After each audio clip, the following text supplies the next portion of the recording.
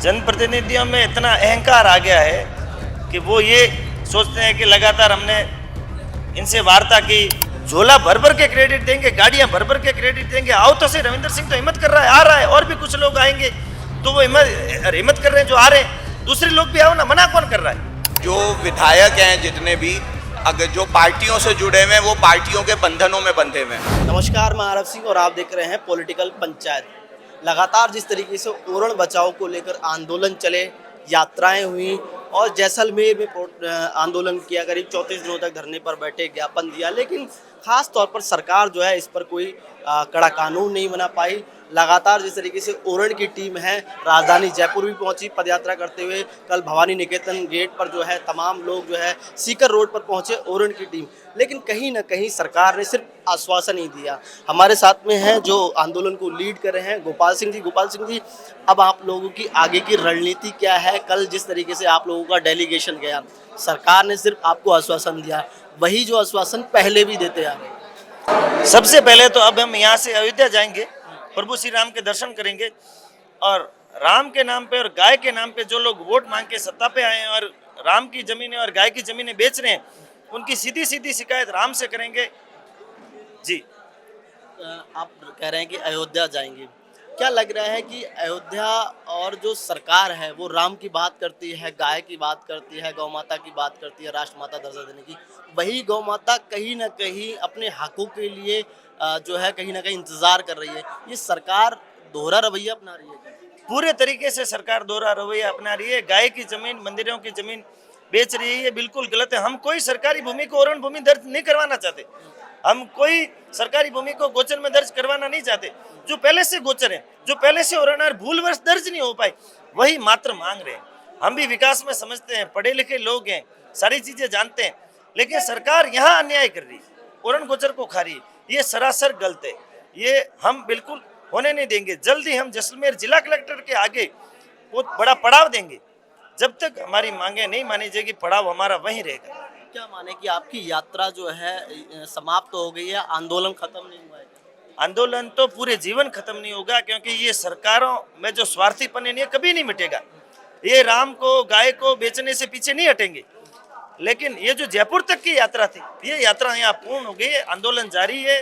अयोध्या जाएंगे, फिर जैसलमेर जाके ये आंदोलन आगे तक चलाते रहेंगे। कैसा देखते हैं, क्योंकि जब आप पैदल वहां से चल के आ रहे तपती धूप में 41, 42, 43 के करीब पारा हो रहा था, राजधानी जयपुर में पहुंचे, और जब भी कोई आंदोलन करता है तो सरकार का प्रतिनिधि मंडल जो आता है, कोई जनप्रतिनिधि आता है, प्रशासन का अधिकारी आता है, वार्तालाप करता है जो आंदोलन करते हैं और उनसे पूछता है कि आपके हालचाल क्या है। उसके बाद सरकार जो आपको मांगे होती है वो पूरी करने की कोशिश करता है। लेकिन कल जो है आपको भवानी निकेतन का गेट बंद कर दिया गया, बैरिकेडिंग डबल लेयर की कर दी गई, जैसे ही आपने कहा। तो कैसा देखते हैं कि कहीं ना कहीं कोई भी अमला जो है, कोई सरकार का कोई जनप्रतिनिधि आप लोगों से बातचीत करने नहीं आया? जनप्रतिनिधियों में इतना अहंकार आ गया है कि वो ये सोचते हैं कि लगातार हमने इनसे वार्ता की, इनको आश्वासन दिए, ये हमारी बात क्यों नहीं मान रहे।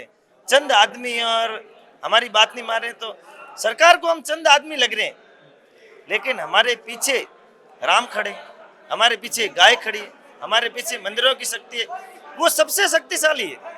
गोपाल सिंह डर सकता है, राम किसी से नहीं डरता, गाय किसी से नहीं डरती। इसलिए ये आंदोलन यहाँ तक आया और सरकार को सुहाया नहीं कि ये यहाँ तक कैसे आ गए। साहब, हमारे साथ में राम नहीं होता ना तो हमारी ये पीछे कहीं टांगे तोड़ सकते थे, लेकिन राम खड़ा था साहब, रोड पे चल रहा था हमारे साथ। कोई गाड़ी हमें कुचल नहीं सकती, कोई सरकार हमें मार नहीं सकती, क्योंकि हमारे साथ में राम खड़ा था। और ये राम की लड़ाई यहाँ तक राम आया, सरकार समझ नहीं पाई कि राम गाय की भूमि मांगने के लिए आया। वार्ता करने राम ही गए थे साहब, हम कोई नहीं गए, हमें कोई शक्ति नहीं है।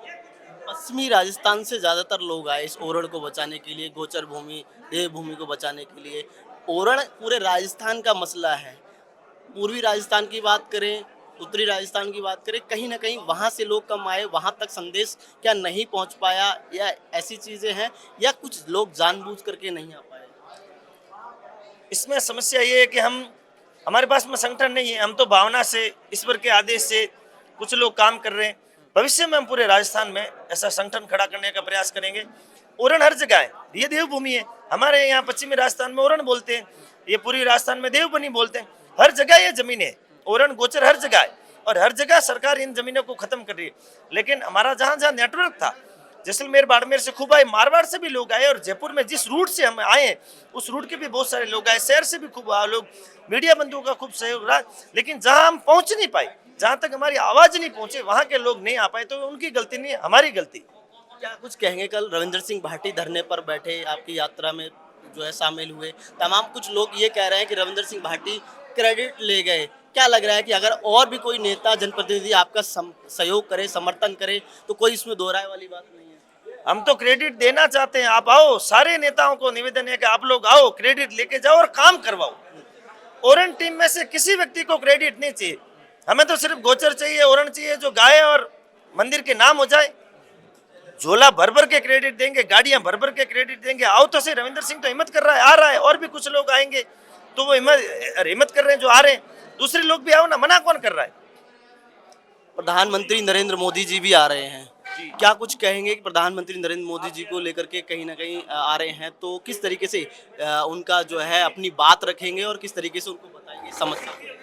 देखिए, प्रधानमंत्री मोदी जी जो है हम सभी के सम्माननीय हैं, तो उनको जहाँ तक है कि उनसे अगर मिलने का मौका मिलेगा तो हम उनसे मिलेंगे भी सही, उनका स्वागत भी भरपूर करेंगे, दिल से स्वागत किया जाएगा उनका, और उनको जो समस्या है वो उससे अवगत भी करवाया जाएगा। क्योंकि ये जो समस्या है ये आज की नहीं है, ये समस्या जो है काफ़ी पुरानी है।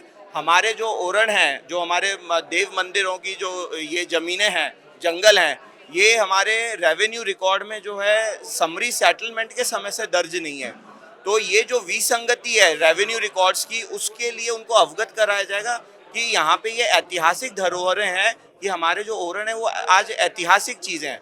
तो उस ऐतिहासिक चीज़ को जब हम पर्यावरण की बात कर रहे हैं और हम जो है वृक्ष लगाने की बात कर रहे हैं, तो ये हमारे पूर्वजों के द्वारा संरक्षित वन क्षेत्र रहे हैं, जिसको कि हमें दुनिया को दिखाकर जागरूक करना चाहिए। आज हम खाली एक छोटी सी विसंगति के कारण जो है आज हम उनको खत्म करने पे तुले हुए हैं।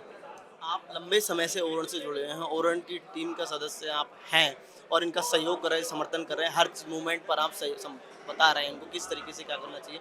सरकार पर्यावरण की तो बात करती है, और ओरण क्या है, सिर्फ पर्यावरण ही तो है, पर्यावरण से संबंधित सारी चीज़ें, गोचर की भूमि, देवभूमि, जीव जंतुओं की, वनस्पतियों की जो भूमि है वो कहीं ना कहीं सुरक्षित रहनी चाहिए। कैसा देखते हैं ये बात, ये सरकार कहीं ना कहीं पर्यावरण विषय पर जो है मुखर होकर के आम जनमानस के साथ नहीं आना चाहिए, जो वाकई में पर्यावरण की, गाँव की, ढाणी की, और जो गाँव किसान का आम आदमी है वो बात कर रहा है। एसीओ में बैठे हुए लोग नहीं समझ पा रहे हैं इस चीज़ को, क्या?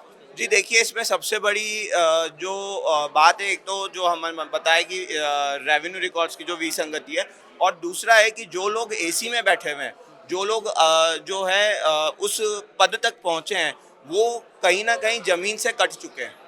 जो लोग ज़मीन से जुड़े हैं वो उस ज़मीन की अहमियत को समझ पा रहे हैं, लेकिन जो हमारे शहरों में जो जनता बैठी है, जो हमारे अफसरगण बैठे हैं, या जो एसी कमरों में बैठे हैं, वो अधिकतर के लिए ज़मीन अब आज की तारीख में केवल एक मुनाफे का सौदा करने का साधन मात्र रह गई है। वो उस ज़मीन की अहमियत को भूल चुके हैं। तो ये जो है उनको ये समझना होगा कि ज़मीन आज भी जो है, ग्रामीण भारत आज भी उस ज़मीन पे आजीविका अपना रहा है, उसका रोजगार उस ज़मीन से चल रहा है।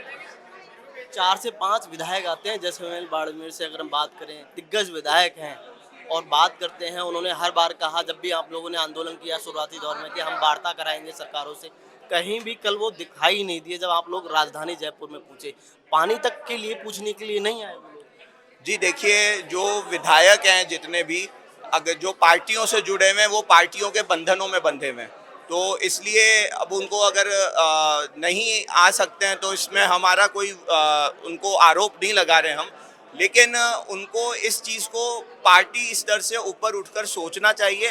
क्योंकि वहाँ पर जो कल जितने भी लोग इस ये 725 किलोमीटर पैदल यात्रा कर आए, उसमें कई लोग जो हैं 70-80 साल के बुजुर्ग थे, कई लोग नंगे पैर पैदल चले उस पूरी यात्रा में।